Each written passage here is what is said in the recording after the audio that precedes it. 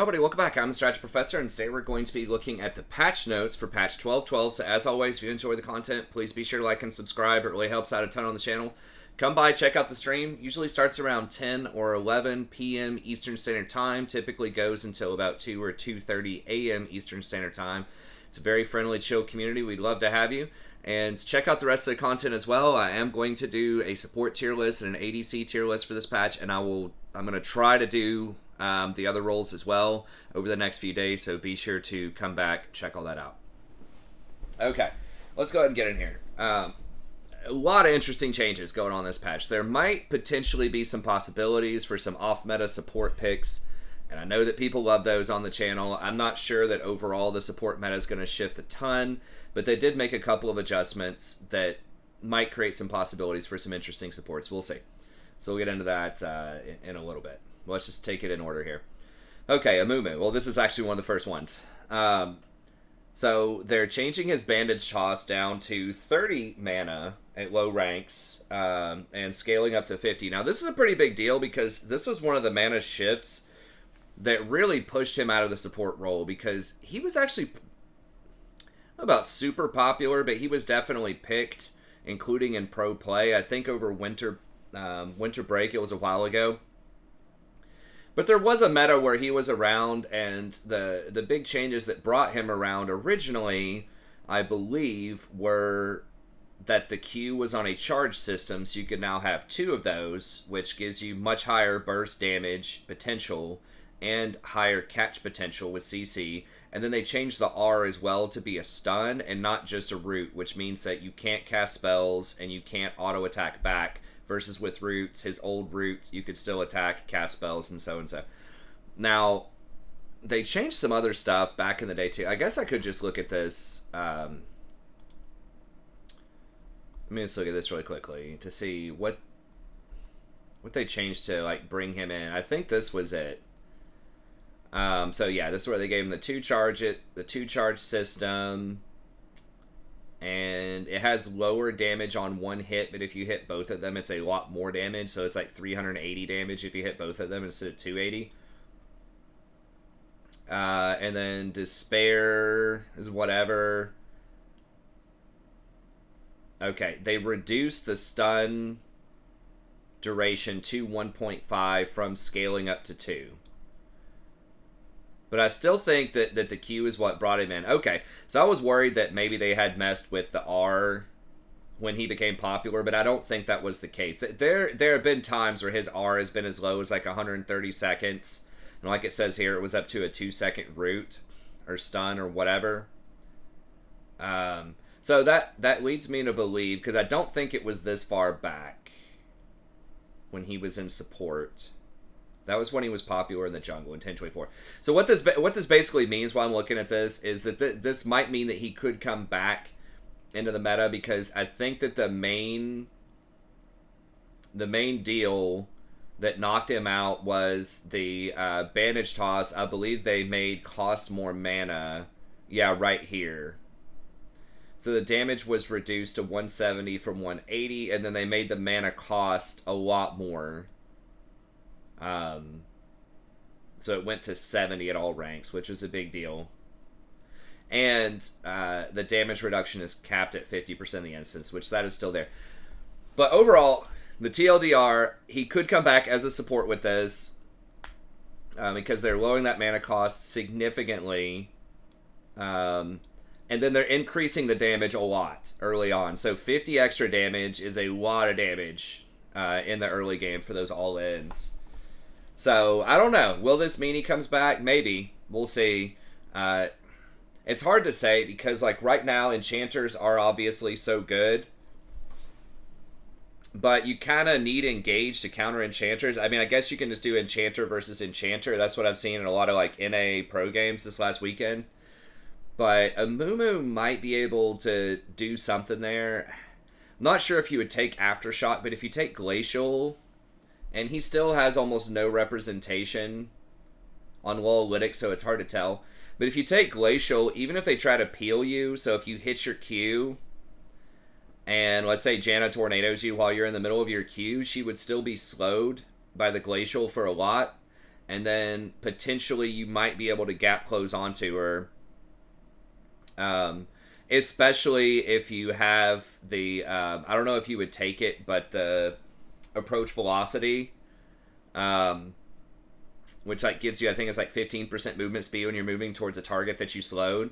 So if you hit them with the Q, even if they peel you with something and they're still sitting on that slow field, you know, maybe it's possible that you could still get in range for your ult and then follow up with a second Q.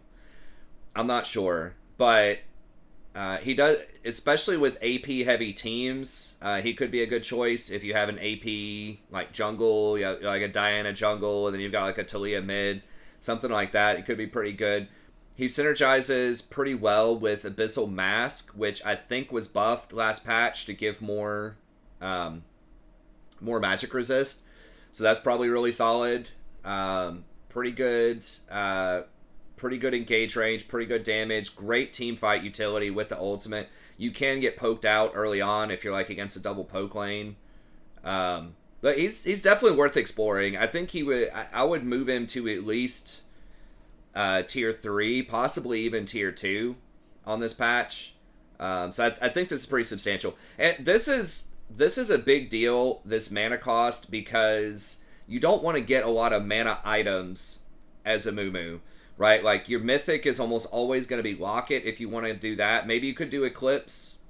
Eclipse might make sense if you are going for the offense, just to lower their... is to increase the damage that they're taking, because that would also increase the true damage, I believe, that they'd be taking off of your passive as well, if it's magic damage. So Eclipse might be a choice, Locket might be a choice, but you almost certainly don't want something with mana on it. You could do Frozen Heart in some circumstances, maybe that's a thing, but, you know, other good choices would be, like I said, Abyssal Mask, to kind of double down on what he already wants to do, which is, you know, enhance magic damage. Demonic Mask would be really good on him. And then you've got your standard, like Knight's Vow or Zeke's or something like that could also be decent choices. So it just opens up your build path a lot more, to where you don't have to take something like a Shurelya's or just anything else with mana on it in order for him to function in the early game. So it's interesting. We might try him out. I think he's a cool champ to have in the meta as support, so it's cool to have him back. Okay, Annie, a little bit more damage, a little bit more scaling. I don't think it's that significant. Tibbers having a little more health is interesting, a little better scaling overall. I still think, I mean, at lower elo brackets, she'll still be good. I mean, she is what she is. Right, like she does a lot of burst damage up front. I'd still, if you want something like that, like a good lockdown champ with good utility, I'd probably rather just go Malzahar. I think Malzahar also just has sort of a better time if you want to go like a double mask build on him. You know, something like that, like a Leandri's into Demonic Embrace if you want to do double burn. Ari is also really popular right now in a different kind of way. Like, she's more mobile, but she's almost always really good for getting those catches if you can just dash into their face and charm them. It's not quite the same as a Tibbers stun, but it's a lot of damage that should be virtually guaranteed if you want it. So I just think she's kind of outdone by a lot of other popular champs right now. Okay, Belleveth. These are some interesting changes. Basic attack range 50 at all ranks. That's pretty substantial. And the reason they're doing that is because they're taking 50 off of the ult. So this looks like a nerf. They're taking it from 50 to 100 at all ranks, so like at rank 16. But then in the early game, basically they're giving you half of this for free. So you're getting the 50 up front always, and then it's always 50 on the ult. So that's going to make you a lot more effective, I think, on your ganks, especially in the early game. The Lavender stacks... It only goes up to 1% now instead of 1.25%. However, it caps out at level 13 instead of 18. I would imagine, I don't know what the average jungle level is in most games, but I would say there's a lot of games where you're not going to get to level 18. So this is maybe not that bad. And you gain 1 lavender stack per large minion. So So that's not monster, that's minion, though. That's curious, because that means that maybe she could be in a lane now, like a top laner or something. I still don't think you want to do that, but that's there. So basically cannon minion. Royal Maelstrom. I don't know if you have to actually kill that or if it just has to be around you. If you have to actually kill it, that would encourage you, I guess, if you're a jungler, to take the cannon from the lane that you gank. But anyways, minimum per hit. I mean, percentage-wise, that seems like a lot, right? You're going from 20 down to 16. That's a 20% reduction. And then the lifesteal is down a little bit. So I don't remember how many times she hits, but that's a 20% damage reduction basically on her E if you're maxing E. And I'm not sure if you do that or not, because I don't really play a lot of her, but seems like it's down quite a bit of burst damage on the E. And then the Endless Banquet, 25% at all ranks, so the explosion damage is a lot less. So if you're chaining it together, I haven't seen a lot of that.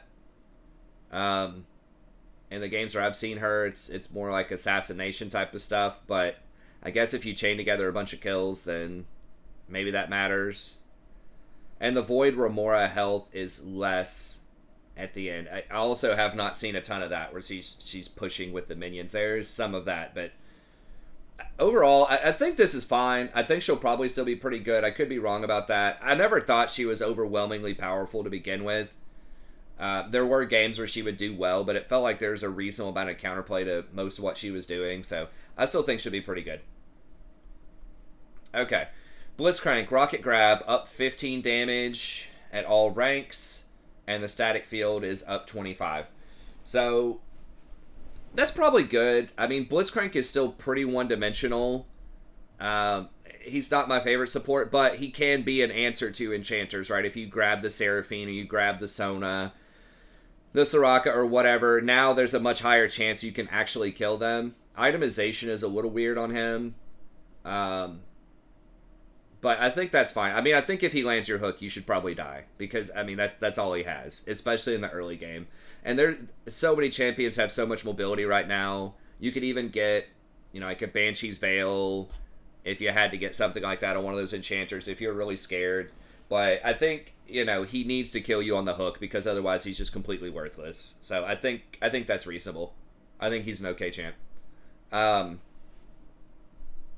Dr. Mundo, I haven't seen a lot of Mundo. I have seen him in a few games where he can be sort of problematic, but I guess they felt compelled to nerf him. Now, why are they just nerfing him and, not nerfing Camille or Death's Dance, or, some of these other really problematic items? Oh, hi. I'm not really sure. I mean, I know he's conspicuously way more benefits from the healing changes than some of the other ones, but anyway, I feel like they're way more problematic champions, Dr. Mundo, right now. Okay. Anyways, missing health, sure, that's fine. Okay, Fiora, at least they're tapping her a little bit. She is pretty strong. In solo queue, I haven't noticed her being as OP as people explain or try to articulate that she is in pro. She's good if you're good with her, but there are a lot of bad Fioras too. She basically is a split pusher most of the time. She can proc her ultimate and do a lot of healing in team fights, but she's primarily a split pusher against tanks. Okay, which at lower elos is rough, because if you lose lane, you're completely worthless, and half the time if you're split pushing, your team's either going to get engaged on and die, or you're going to get caught and die because you don't have enough vision and you're overextended. Okay, so anyways, they're taking down her scaling a little bit with the bonus AD. That's fine. So, late game, if she has, 300 bonus AD, I mean, you're still dealing a lot of damage just from the bonus AD itself, not just the true damage. But, you'd lose, 3% on it. I think that's fine. If you have 300 AD, you're just going to massacre them anyways, in a lot of situations as Fiora. Okay, Heimerdinger. Heimerdinger's an interesting champion. I'm glad they're looking at his E because I feel like it should have a lower cooldown. There's no way it should be 80 mana at like rank 1. I think that's ridiculous. It should be something scaling, right? It should be like 60 to 80 at the most. But the problem is, like, in my opinion, his cooldowns, especially on his E, are just, and his mana costs are just way too high for what they are. But I think he has an interesting champion. Anti-dive, siege, has some cool tricks, has interesting choices to make with his ultimate. I think he's a pretty well-designed champion for the most part. It's just his numbers need to be adjusted a bit, especially the cooldown and the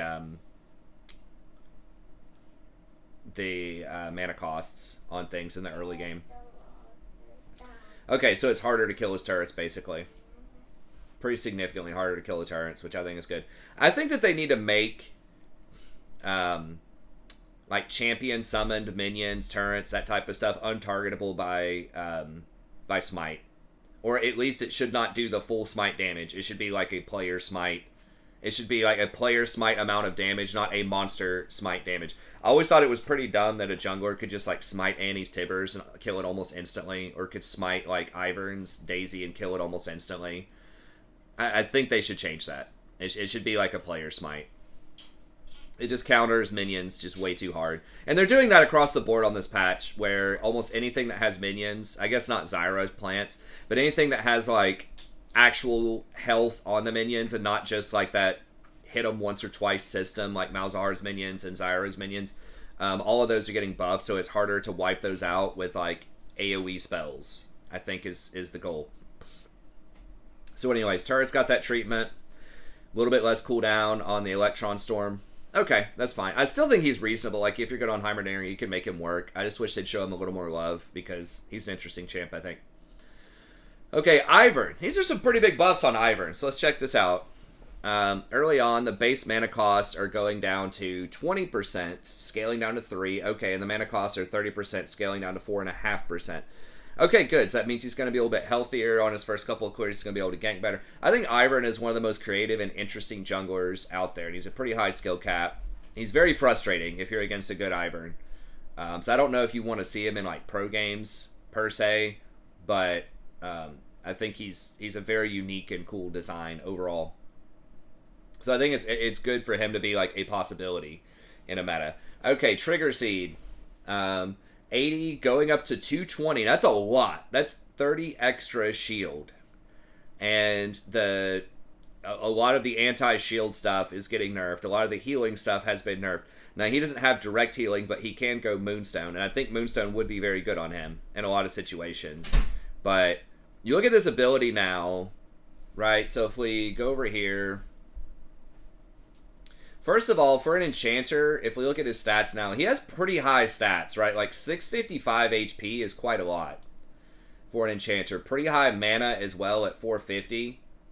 His health regen per level is 7, which is pretty good. I don't remember his mana regen 6. It's okay. It's not great with Fairy Charm. A lot of like Janna, Sona, stuff like that, I think have 11. So they get a little bit more benefit out of Fairy Charm. But yeah, pretty good stats overall. A little on the slow side, and he doesn't have a movement speed boost, so you got to be careful with that at like 330. But you've got his Friend of the Forest stuff, which we just talked about.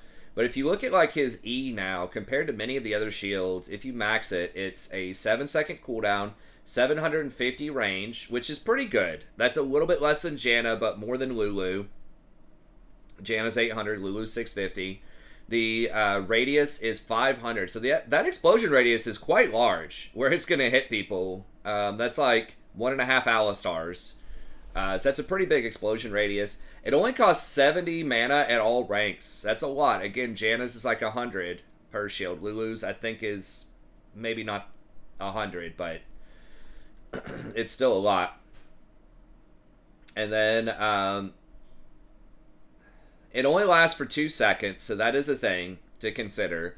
But it doesn't decay, and it's 220 base now. Janna's shield is 165 now after the nerf on this patch. More on that in a second. The Lulu's, I think, it's lower than that. It's like 200, possibly even lower than that, with a 0.75 ratio. So that's pretty good. Like, that's a good shield. And then the magic damage is 150, which they have nerfed that, I think, a bit over time. But still, any damage on top of that shield is good. And it slows by up to 70% slow for 2 seconds. Non-decaying slow. Like, that's pretty big. So, this is a very, very respectable shield. And then you've got the Q as well. Can root for 1.2 to 2.0. So, and it's got like 1100 range. So that could be a decent engage if you're already hitting them with a bunch of slows. So he's got some interesting tools. And then they are buffing up his Daisy as well. Now, it's not a lot in the early game. It's only 50 HP early. But it's 100 HP at level 11. It's got a 50% AP ratio on it. And then he gets extra magic resist as well. So an extra 5 early and then 10 in the mid game. So I don't know. I think we could see him in the jungle. I'm kind of thinking about him as support. I know people have asked me about Ivern's support, and they've nerfed the other enchanters so much, most of them, except for Seraphine. Well, more on her in a second. I mean, his win rate is abysmal.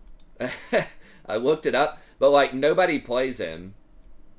So far on this patch, you know, he's got like 100 games or something. I was kind of looking today after the buffs what happened. And so, yeah, he's got a really low win rate, but it's like nobody's playing him.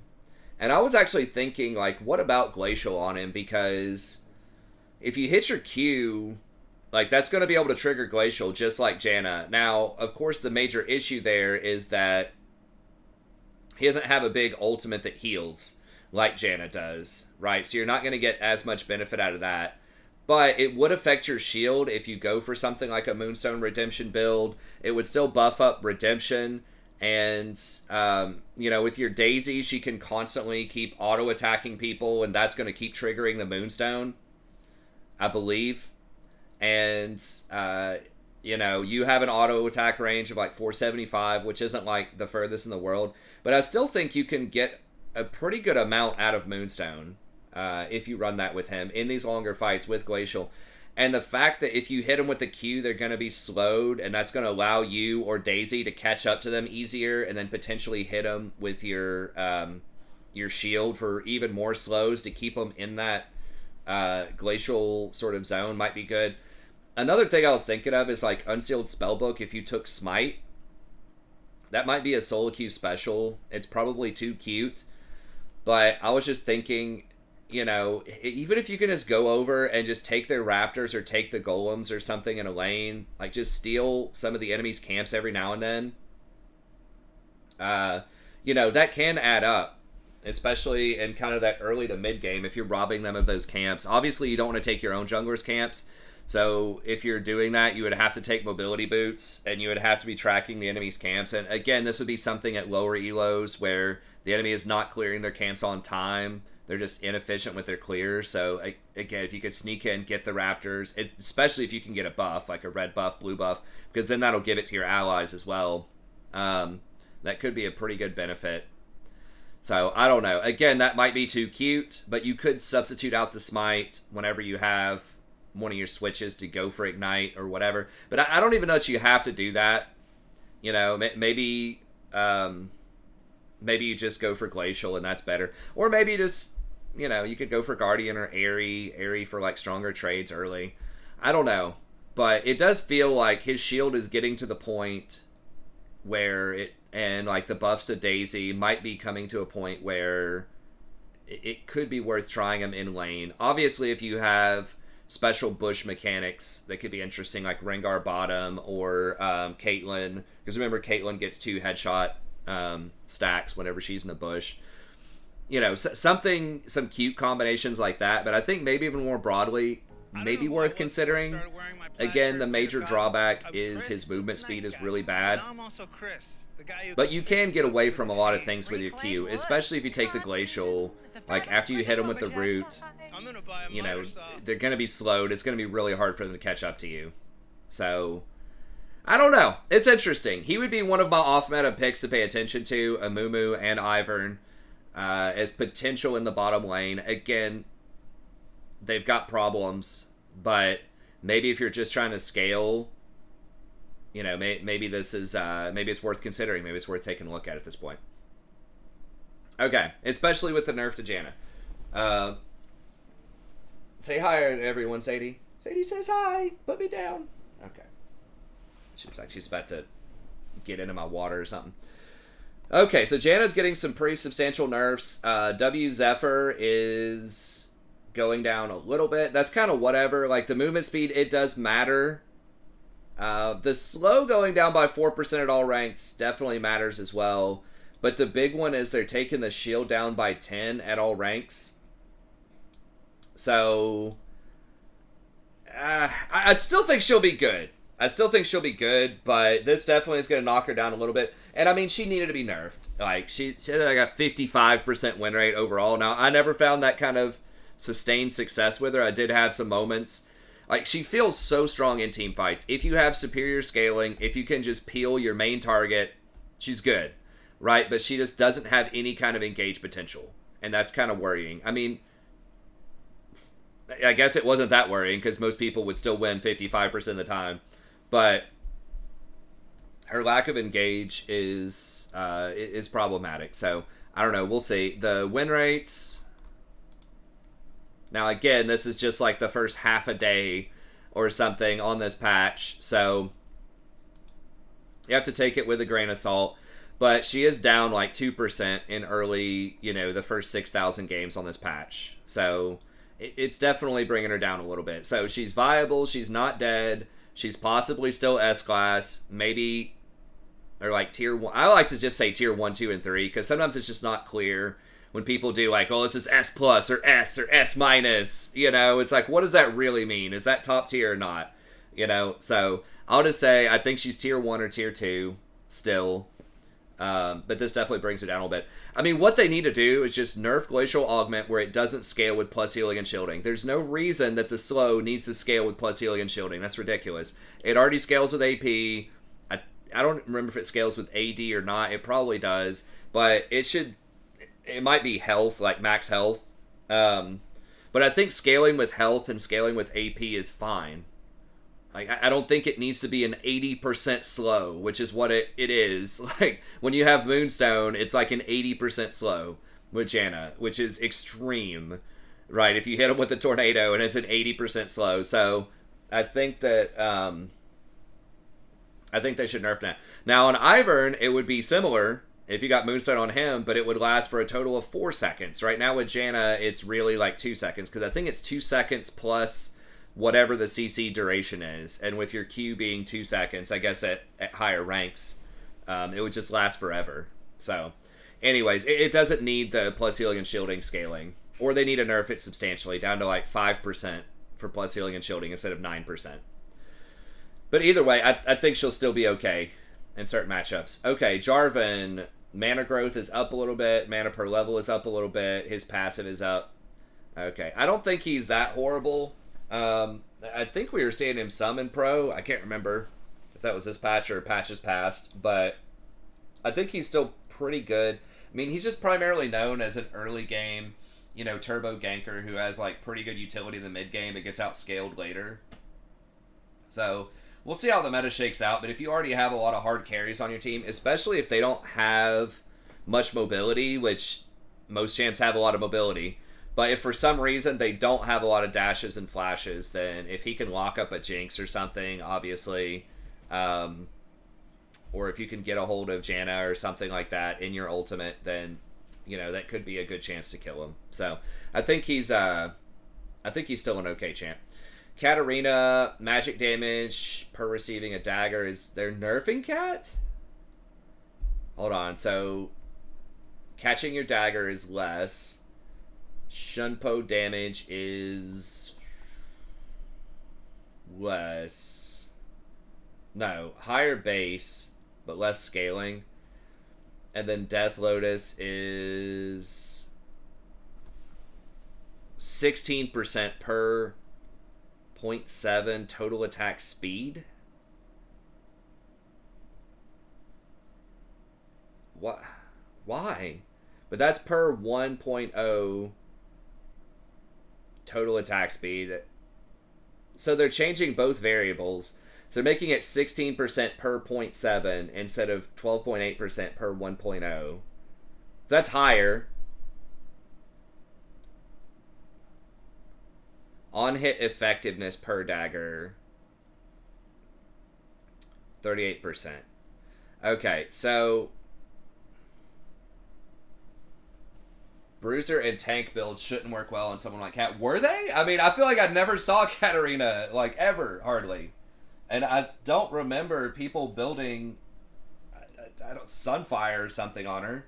Okay, so it looks like Death Lotus, they're trying to make the attack speed on hit stuff better. So, like, Blather and King or, like, Nashor's Tooth, they're trying to make those potentially better options, it looks like.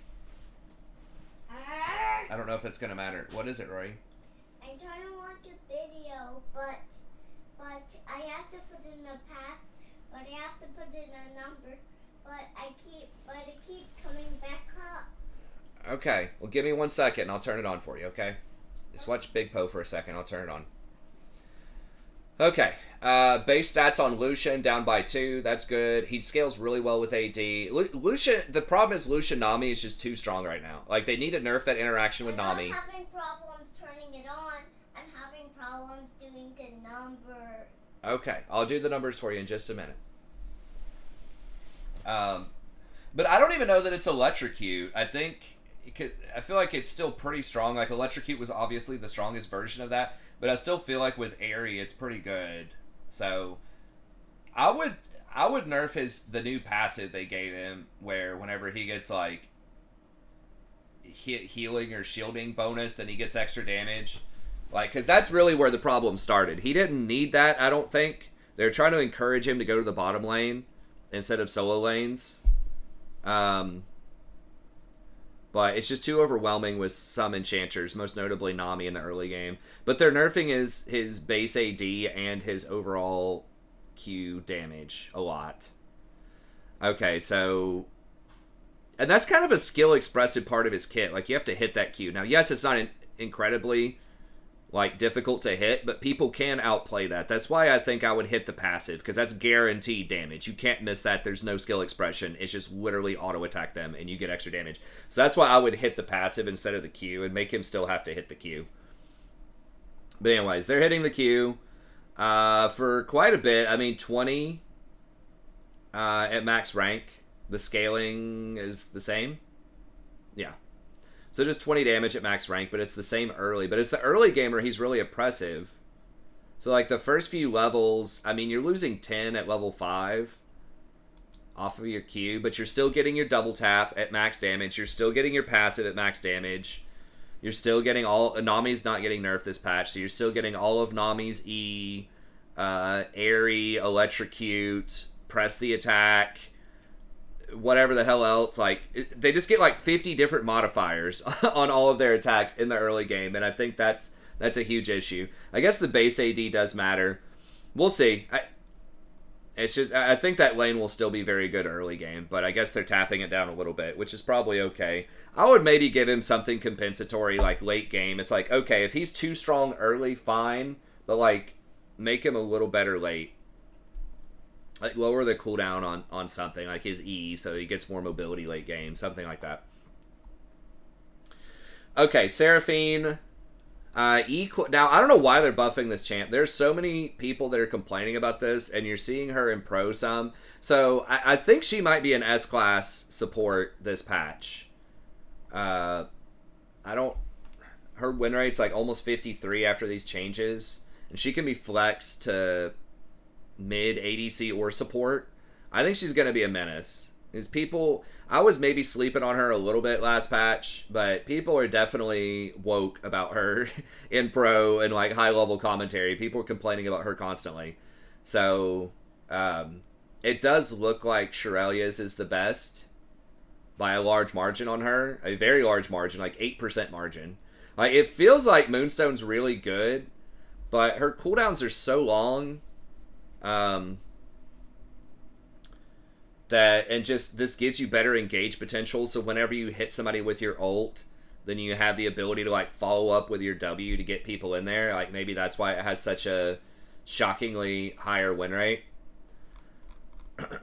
But anyways, this is a massive, massive buff too. I mean, 1.5, going from 1 second stun to 1.5 is an insane jump. Like, that is massive. So now, like, her ult does like 2 or something. I think it's like a 1.5 to the scale to 2 seconds. Goes to 1.75 plus 1.5. That's 3.25 seconds of AoE stun. Not root, not slow, stun. That's insane. And I don't remember what the range on this is, but the base range is already crazy. It's like 1,000, but then if it goes through your allies and hits enemies, then it increases the length of it. So you can throw it from like 2 screen lengths away, and it's got a huge ass hitbox. So it is a lot of damage. Any champion struck, including allies, become part of the performance, extending the range. And allied champions gain maximum notes. Now, I don't remember. Here, let me just pull her up.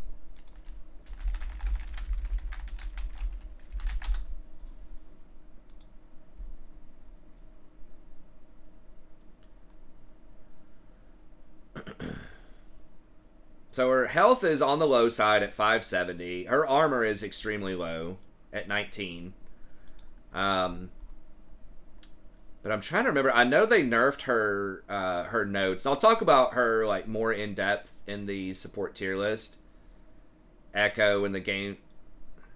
Okay, so she gets a double cast on abilities. Stacks up to 4 times. She gets extra notes. Basic attacks have an uncancelable wind up and gain 25. Okay, so she gets 25 attack range per note. Each one dealing like 14 damage plus, let's say 8% per note. Reduced by 75% for notes from allies. What are the maximum amount of notes though? 4? So all of your allies would get 4. So you'd get 16 notes, 20 notes, including yours. I don't know. I can't do the math, but let's just say it's an extra 200 damage or something like that. 100, 200 damage. That's like 20 times that, but it's reduced by like 75% for ally notes, blah, blah, blah. So it's a lot of damage. And it's going to give your auto attack just like huge ass range too. It's going to be like 800 range auto for an extra 200. Something like that. So, I mean, this is effectively probably like, 400 or 500 damage if it's a team fight. You might have to hit your allies to get those notes. Whatever, it doesn't matter. Like, she provides a lot of lane pressure. The bottom line, a lot of lane pressure early with the double Qs. That's a substantial amount of damage. Like, good movement speed, like, pretty good shield, potential healing on the W. This being a very long range, 1.5 second stun on people. And then the R just being a massive team fight tool that's just going to win you a team fight if you hit it. So I do not know why they're increasing this. And they're lowering the cooldown on it. Or at early ranks. At later ranks it's higher. But usually you're maxing your Q first. I believe you're at least getting 3 points of Q in lane. And then maybe maxing the E. So like early game this is going to be better. Pairs like extremely well with any ADC that can slow, like a Misfortune slow, or if somebody steps on a Jhin trap or something, then you pair this with Jhin. There's a lot of disgusting combos to get the stun on this. So obviously you can do it yourself with a double cast E, but you can also pair it with other people as well and get a single cast E for the stun and then a double cast Q for extra damage. So anyways, I think she's just going to be really strong this next patch. And then Shaco is getting lower like base health and armor, but he's getting better scaling on his offense. So his physical damage on the Q is going... the scaling is going up a little bit. Actually, quite a bit. I mean, 15% of your bonus AD. Jack in the Box is also doing more damage, so 12% AP scaling with the same base. And then your double Shiv is getting 5% more bonus AD and 10% more AP. So more damage. Tankiness build not as good. I've seen a lot of like pretty high quality Shacos, especially like heavy crit, like big damage Shacos. So like Kraken was actually interesting. I saw someone get that, and someone in my chat, you know, pointed out that the clone can also trigger Kraken. I didn't realize that, so that was pretty cool.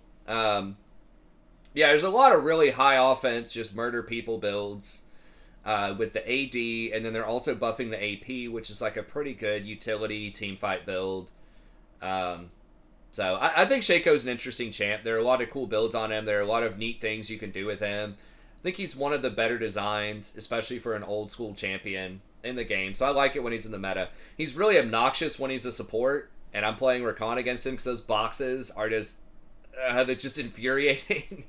So personally, I'm not like thrilled to see that they're buffing the AP version of this, but if I'm trying to be unbiased, he is a cool champ. He's interesting. So I don't think it's going to affect the meta. It's like people are either Shaco players or not. I mean, he's pretty much a one-trick champion, but that's cool to show him a little love.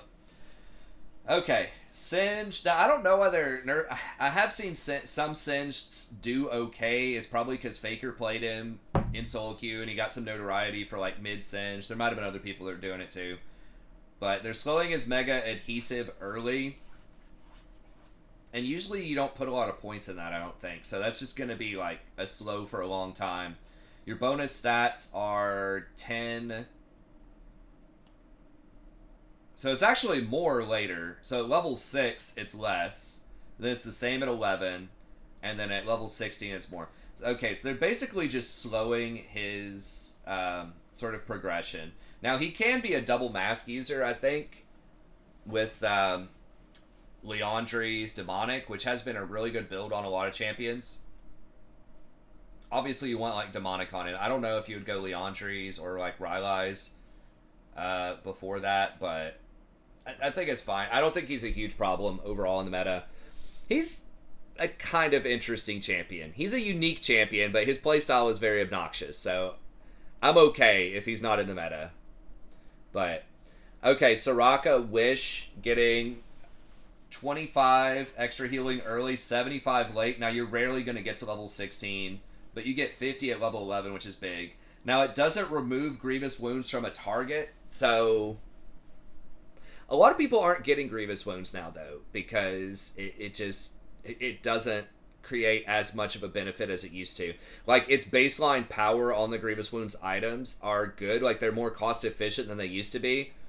But what you're actually looking for with those items, the actual grievous wounds, is not as strong. So, I don't know. Against teams that don't have grievous wounds, obviously this is going to be really good. But, against teams that do, this is going to be a nerf. So, I don't know. Is it so you're getting 50 more at 250? Yeah, it is, because if somebody is... I'm just trying to think. So you're getting 50 more. So that's 25% more heal on your... at level 11. If they have the stage 1 grievous wounds, if they have, like... Oblivion Orb or something, that's even. That's the same. Right? Because I was thinking like the 40, you get a 40% more if they're lower, but that's based on the baseline amount of Grievous that you have. So I think, let me know if I'm wrong in the chat, but I think that's the same mathematically, right? Getting 25% more healing, and they have a 25% Grievous wound, it should be the same outcome. So if they have Grievous, the stage 1 Grievous, not the 40%, but like the 25% Grievous, it's all good. If they have a completed Grievous item, then it's going to be worse if they have Grievous on you.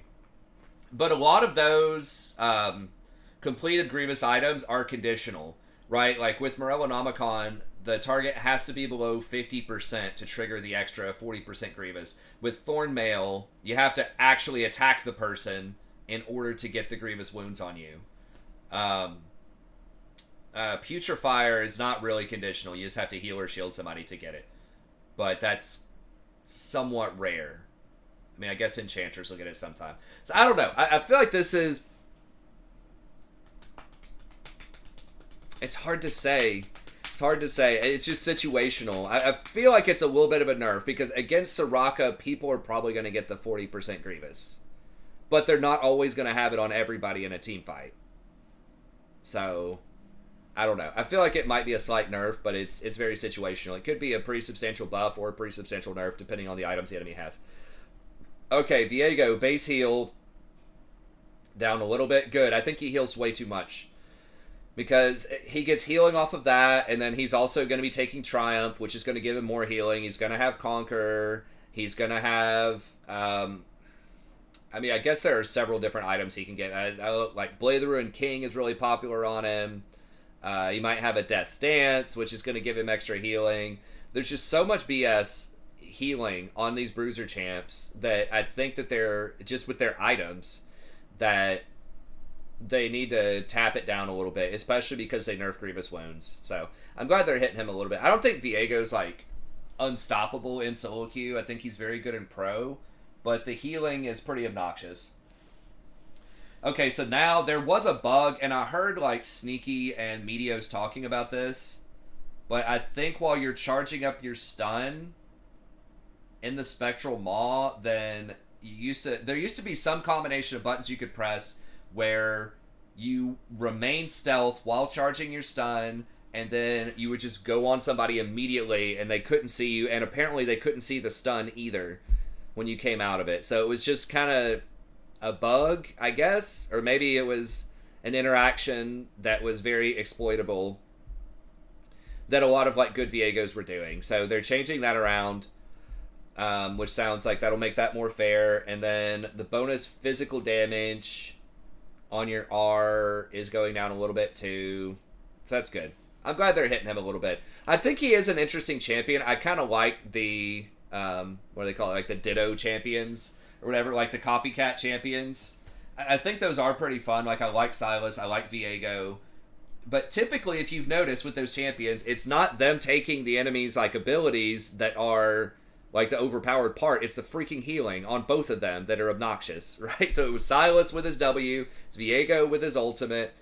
That's the issue, is that they stay alive way too long and get too much value out of those other abilities. But at their core, being able to use enemies' abilities in intelligent ways, I think can be very fun and interesting. So, they just need to, just make sure the rest of his kit's not too overpowered. Okay, Yorick, base Mistwalker health is up. A decent chunk at all ranks. Scales much better with his maximum health, so you want to build him tankier. It'll make your stuff tankier. And the movement speed is higher on those. Now, I'm not a Yorick expert, but that seems like a pretty big deal. That, like, the 325, those things are going to be able to run you down a lot easier now.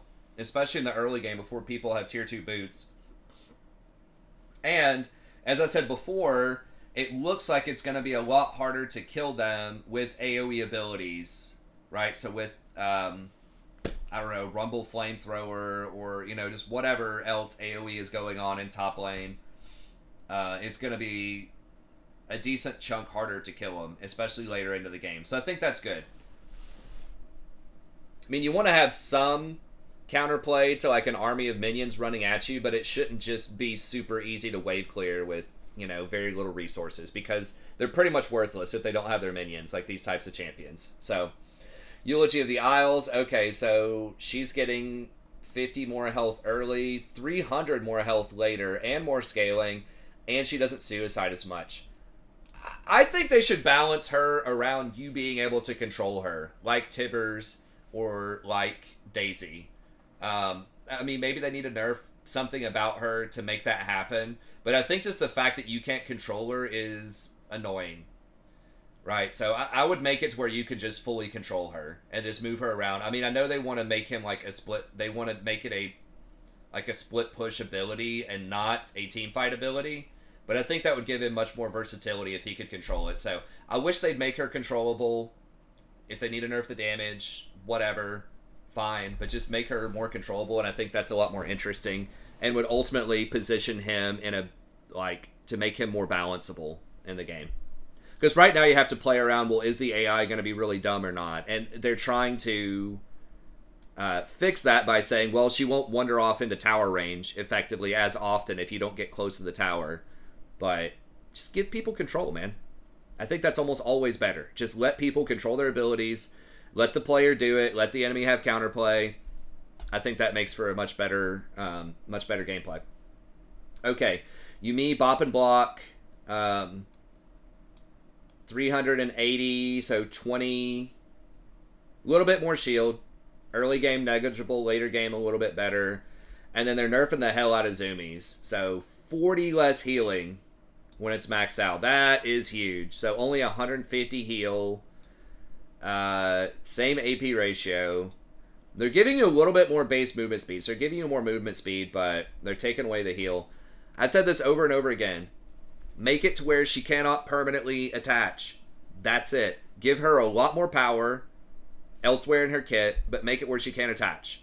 Just say, like, her W, you can only stay attached to somebody for X seconds, right? 3 to 5 seconds, whatever it is. Whenever she attaches, she transfers the shield from her passive over to them, possibly amplifies it or something, and then empowers them to give them this movement speed, maybe for the whole duration for free when she attaches off of zoomies, or at least with the E,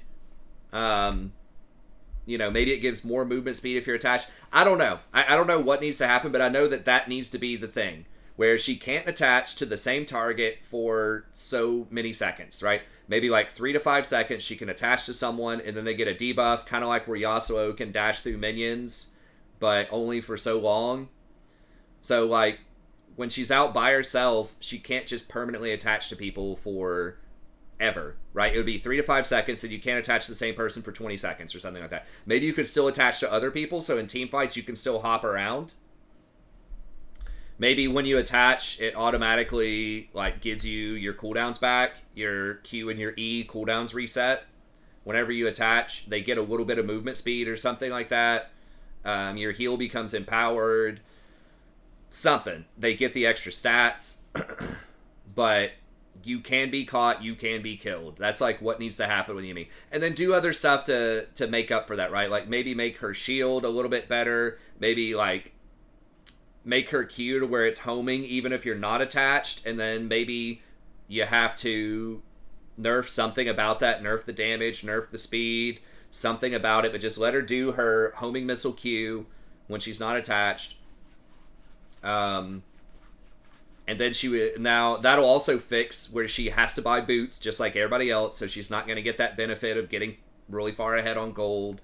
Then she might actually have some vision control, and then lower the mana cost on her E, like, astronomically. Make it a normal heal cost, and just give her that movement speed. So, like, she can actually ward, and then if she's going to get caught, she can run away with her E and use her Q while she's running to slow him down, to hit him, get that slow on him, and then have a chance of getting away. I think that will make her a lot more balanceable and interesting to people in the meta. The fact that she would have to operate as a real support, unattached, trying to ward, trying to hit skill shots, but she can still attach when she needs to for short windows of time.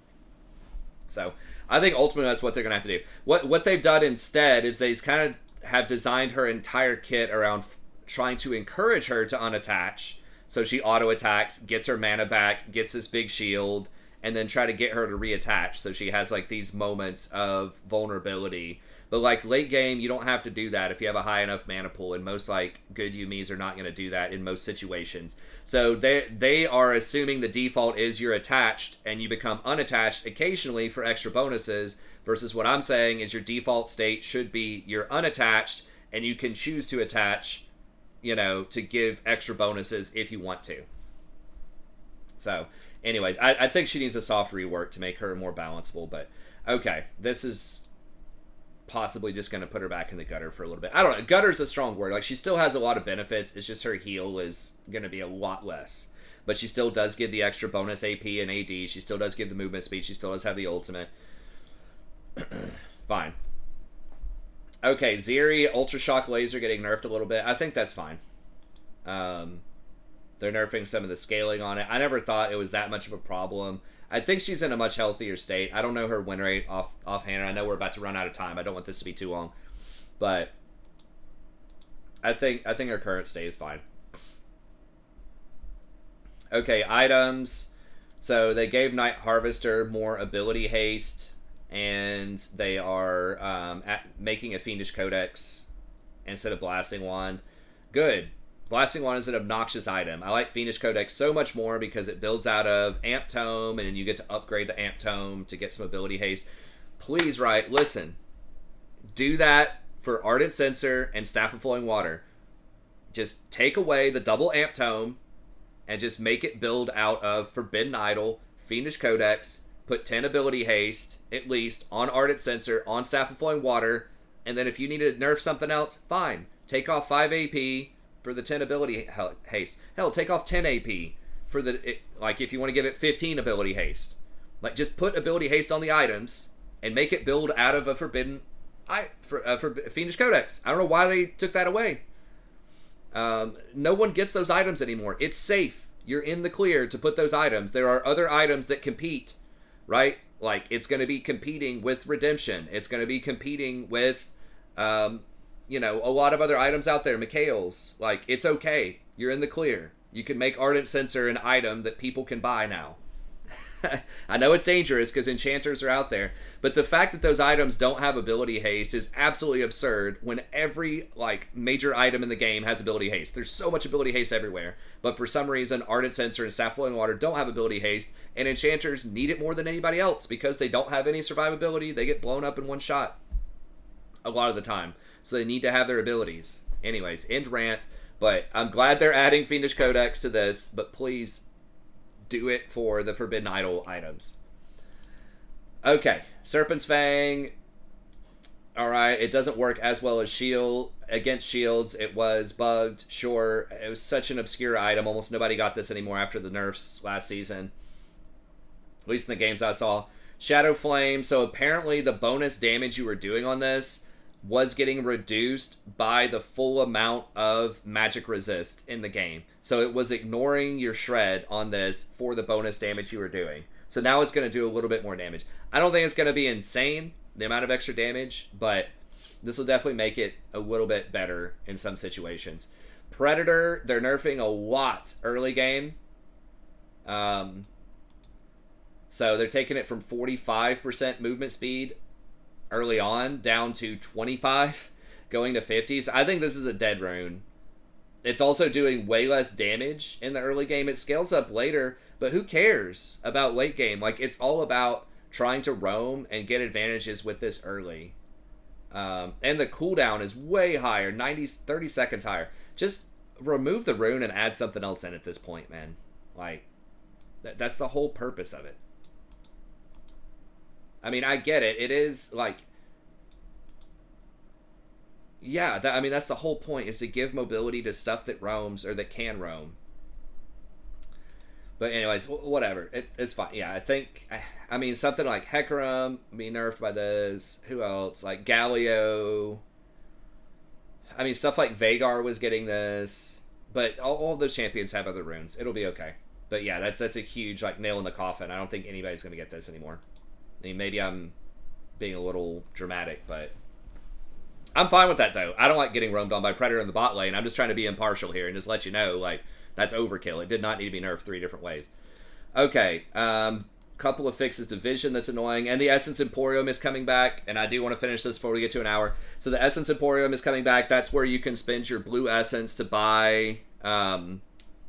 just to buy stuff you can't usually buy. I don't remember. It's like chromas. You can get some chromas. You can get like mystery boxes for emotes or other things. So if you're a longtime player and you just got a hell of a lot of blue essence stored up, kind of first world problems, they're telling you to try to spend this because they're going to rework the Emporium another way. So if you have 100,000 blue essence just kind of sitting around doing nothing, just see if you can buy some chromas or some other stuff that looks interesting, because you may not have the chance in the future to do that. I don't know. They don't give you the details, but they're like putting it in all caps. Be sure to spend all of your blue essence on this. So I think they're rethinking giving people a lot of free stuff for blue essence. But anyways, that's going to be it. Thank you very much. Hope you enjoyed it. Be sure to like and subscribe if you enjoyed the content. Come out, check out the stream around 10 p.m. Eastern Standard Time, and I'll see you next time.